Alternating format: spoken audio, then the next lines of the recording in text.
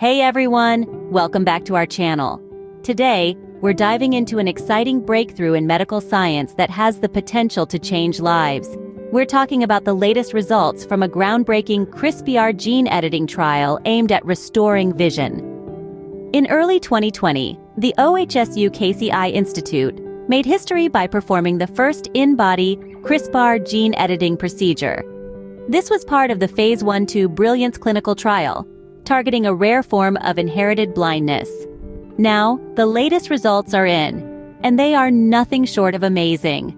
Approximately 79% of the 14 participants in the trial showed measurable improvement in their vision after receiving the CRISPR-based treatment.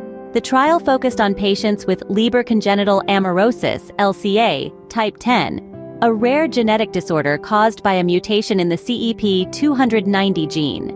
This gene is crucial for producing a protein essential for vision. The experimental treatment, EDIT-101, uses CRISPR technology to edit this mutation. The results are promising. 11 out of 14 participants showed improvement in at least one of 4 visual outcomes, with some experiencing improvements in multiple areas.